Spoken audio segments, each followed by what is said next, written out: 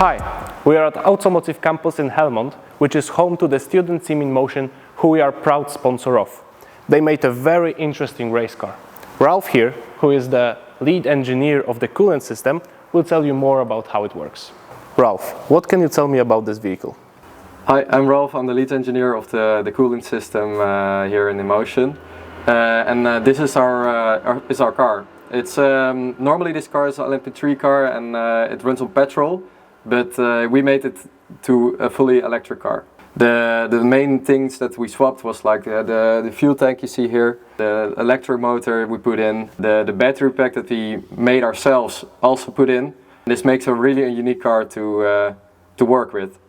We also drove a lot of demo laps with it, and right now, as we speak, we are upgrading the car so that we can charge in 4 minutes. But why electric? What inspired you to actually follow that path? Yeah, you see that the future of electric racing that goes to electric. Looking at Formula 1 goes to Formula E, but in Le Mans you don't really have that conversion yet. So we want to be the first in that step. And yeah, tell the world and look at the world that says, okay, electric is also possible for endurance. Because if it works in endurance racing, if it works for 24 hours, it also works in society, so you can switch to electric cars. So what are your plans for this vehicle? Are you trying to drive it for 24 hours? Yeah, our dream is obviously to drive the 24 hours of Le Mans and show the world that we can drive 24 hours with an electric vehicle. With that comes also the charging that we have to decrease. That's also something in society you see that mainly people choose not to drive an electric car because it charges so low. Yeah, it's a big issue. So we want to showcase the world with this car to see that it's possible to drive electric for a long time. Let's now briefly talk outside of the vehicle. What are the key points that you can showcase? Yeah, here. To begin, you can see there's no engine because it's electric. So we put, instead of the engine, we put our battery box, our power source of the car. And behind that we needed some electromotors, so we put them also there. It was really complex to look into it because you have all the suspension and stuff that also have to work out for different weights. Also, you can see here, normally you would just fuel the tank here, but now there's a charging port. You can see here, it's just a normal charging port, and it also works for the charging rate we do. So basically, if we put on our technology in a normal car, it should just charge as normally. Cool. And were there any obstacles that you met? Because I believe that it just doesn't come together naturally, right? Yeah, for sure. Yeah, one thing is like the engine would normally be like a more structural part of the car. So it's just when there are a lot of loads or a lot of accelerations on the car, it has to be really strongly built. So we swapped that out, but we needed some also really strong components. So we made the battery box with extra materials and stuff, so it can just withhold all the strength it had with the engine. And we needed also to make a custom tubular frame. You see it in blue here. It should fit the electromotors and the gearbox itself. So that has to be also designed customly with some of our engineers. And that took some time. But now we're also building a new frame for our new powertrain because the electromotors are too big right now. So that's also some things that come back again. So let's talk some numbers. What are the performance characteristics of this car? Yes, firstly our electromotors, we have two of them. So both of them combined we have a power of 800 kilowatts, that's more than 1,000 horsepower. Needs also some cooling, so we have when we are racing performance, we have like 10 kilowatts of cooling power for the powertrain itself. So think about the inverters that gives the power to the electromotors, and also the electromotors that get cooled. Our cooling capacity of our battery coolant loop, that goes to 12 kilowatts for ambient temperature as hot as the battery. So for example, if the batteries are 35 degrees Celsius and the ambient temperature is also 35 degrees Celsius, we can cool with 12 kilowatts, but if it cools down with the ambient temperature, for example, it's 5 degrees Celsius outside, our cooling capacity increases a lot, so we can cool with like about 25 kilowatts. So that's really important also for our battery, because for our 4-minute charging time, you really need that cooling capacity. Battery itself gives 800 volts of power, and when charging, we have about 350 amps that goes through these cables. So yeah, we need a lot of big cables in there to ensure that nothing gets too hot.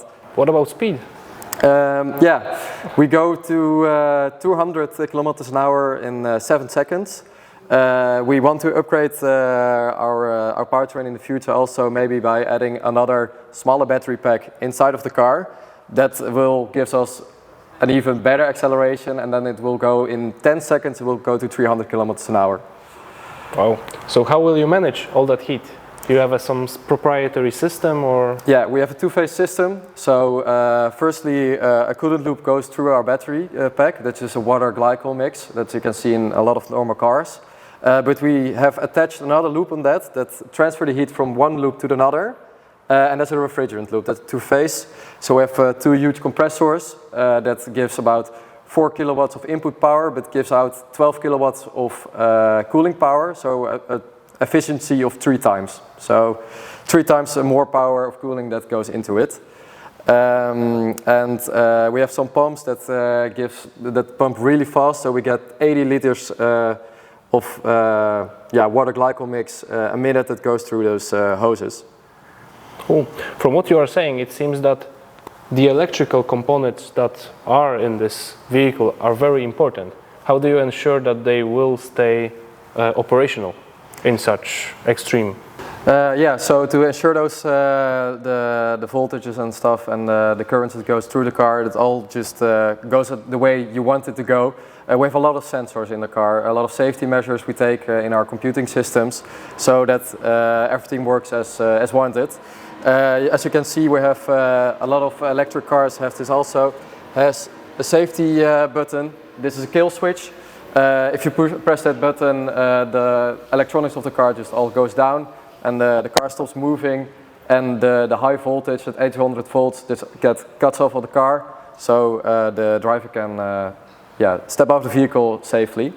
We got also a fire extinguisher. For example, if the battery pack gets too hot and there goes too high of a current through it, you want to get the driver to be safe as possible.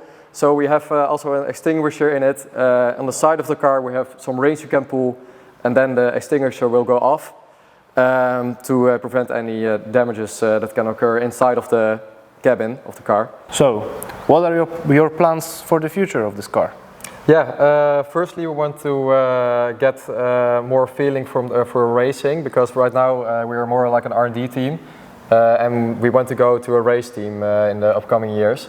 So firstly we're going to the Supercar Challenge. That's a 1-hour race with a lot of different cars, different concept cars, for example also hydrogen. And then we can really show our racing capacities. From them we want to drive longer races until we get to the 24. To get to the 24 we also need some other things in the future. For example, the 4 minutes racing for the 4 minute charging time is really nice, but we want to get even closer to that 1 minute, because that's how long a pit stop normally takes in a 24-hour race.